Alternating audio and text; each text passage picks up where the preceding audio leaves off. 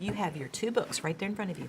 Would you open your monkey's tail to page 3? Oh, Page right 3. here. For the Page 3. The very first part of the book, yeah. And we're in the monkey's tail, page 3. Make sure you're in the monkey's tail. There we go. Now just lay it down on the table. Now here's what I want you to do first. Go ahead and reread page 2 and 3. He has a long tail. Have a read on those 2 pages. Go ahead. Tail. It was a good tail. One of the things that got a little tricky in here for us was sometimes there were some words that were longer, and we had to figure those longer words out, didn't we? So there were some ways that you knew already how to figure those out. And you know, one of them was sometimes you just know a word right away. Like switched. Like switched. One of those you might have known that word. Like not. And you know, do you Crocodile? remember when we were first looking at crocodile? And Aiden said, I remember seeing that word. And he pulled this book out and he showed us how he remembered seeing that word before. But that one has an S, but it's no more crocodiles, only one. Yeah, like a crocodile's tail.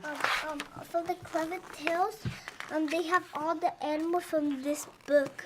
They do, don't they? And that helps us because we've seen those before. And in this book, the author gave us a label for the name of the animal. Now, one of the other things that we had to do was sometimes we had to figure out words from the pictures, and you did that. So you had 3 different ways of figuring out words. But we also talked about on our chart over here that sometimes we look carefully at the words for parts that we know. So we're going to practice that just a little bit today. So your books are laid down. Your books are laid down. In the middle. Just lay them on the table, right? Where do your books go? On the table. But now I want you to take a look at some of the words, because sometimes we do have to look at parts of a word. So watch this. I'm going to write one of these words right here. It said, this tail is good for holding on to branches. So I want you to see this word. Holding. There's the word holding. This tail is good for holding on to branches. Now, is there a part of that word that you know right away? What part do you know? ING, do you know that one? Is that the part you knew? And hold. There's the word hold. So what we could think about is, this is a part we already know. Can you scoot back so that she can see, sweetie? So we've got the word holding. And the word holding has the word old. It does, doesn't Where? it? You see this word right here? Old. Old. Could you underline that one? Yep, so you've got the old right here, and then you just put the part under in front. So we go, old-ing. So we don't have to do every letter. We can do the parts of the word. Here's one. Switch. Switch. It says, so when crocodile was not looking, monkey sneaked up. Oh yes. Sneaked up. It has the word ed. You've got that little ending ed, don't you? So you don't have to figure And the that part vowel out. team. And the vowel team. Oh, look at that. E- And look A. at this. Do you know when S and N go together, what sounds do you get? Sn. And e. And then eek. Sneaked. So you look for some parts that you know. Oh, I have another one. This one's a really long one because we've got to look for parts that we know in a word. All right, so here's one. Let me go over to where this part is.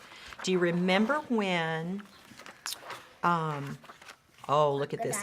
Remember when the snake, when Monkey saw the snake? Crash. And it said, snake was sitting very still with only his tail twitching from side to side. Take a look right here. Twitching. I'm going to write that word.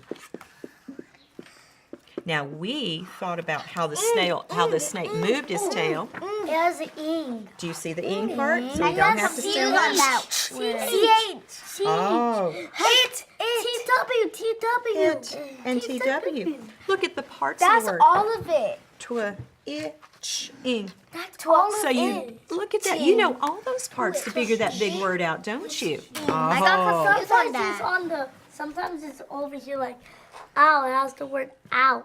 O-U. It does. You're going to see lots of big words in your books, and you've got to figure out how to look for parts that you know. Here's what you did today as readers. That's going to help you when you get into books that have longer words in it. When you come to a word that you're not sure about, sometimes it's, well, let's talk first. You're going to know a lot of the words. So when you know the word, you just see the word, and you just read the word when you know it. Sometimes you're going to think like Aiden did. I saw that word somewhere else, Like when he saw the word crocodile and he remembered he'd seen it before. And sometimes then you have to look closely at the word. Just like it Why? said here, look carefully at the words, the parts and the letters to see if you can figure out how to read that word. And then after you do all that work, you have to reread the sentence to make sure that your brain gets back to the meaning of the book, because that's what a reader has to do.